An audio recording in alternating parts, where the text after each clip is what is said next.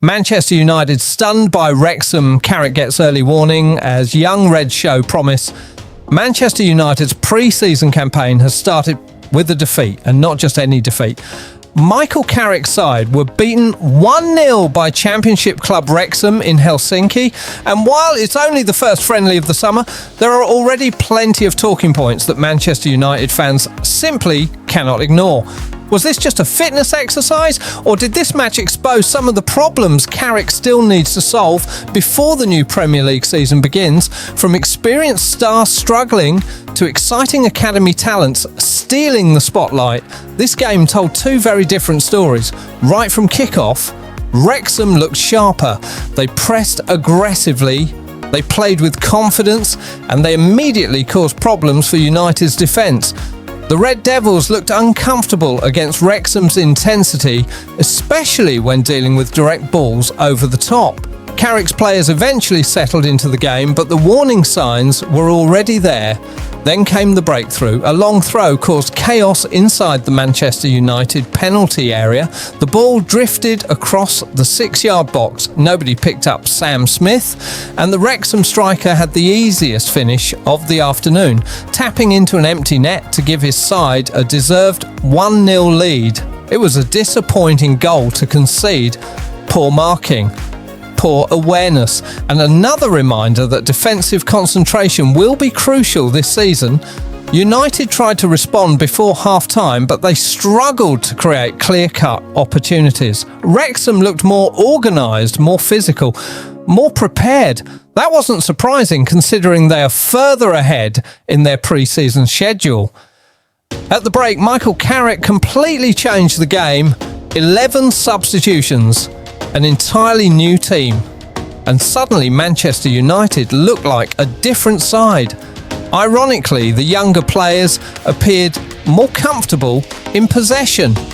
They played with greater energy, more movement, and far more confidence on the ball.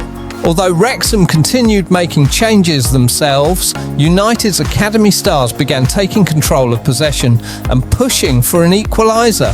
However, football is decided inside both penalty areas, and that's where United fell short. Wrexham nearly doubled their advantage, but goalkeeper Radak Vitic produced an excellent one-on-one save to keep Carrick's side alive. Without him, the scoreline could have looked much worse. Despite controlling large spells of the second half, Manchester United simply couldn't find the finishing touch. Half chances came and went. Danny Ward dealt comfortably with everything that came his way. The final whistle arrived. Wrexham celebrated. Manchester United walked away frustrated, but beyond the result, individual performances gave supporters plenty to discuss. Tom Heaton endured a difficult opening half. An early mistake almost gifted Wrexham the lead before he could do little about the goal itself. Lenny Yoro was deployed in an unfamiliar right-back role and never looked fully comfortable with much of Wrexham's danger coming down his side. Aidan Heaven experienced a mixed afternoon. He recovered brilliantly after losing possession once, but he completely switched off for the decisive goal, allowing Sam Smith too much space. Harry Maguire showed confidence stepping into midfield and was warmly received by the fans, yet his defence struggled against Wrexham's direct approach. Luke Shaw looked positive whenever he pushed forward, but also found himself exposed by long balls into his channel. One of the biggest positives from the starting 11 was new signing Andre Santos. Despite one misplaced pass that almost proved costly, Santos constantly demanded the ball, protected the defence well, and looked composed in midfield. Brian Mbeumo also caught the eye.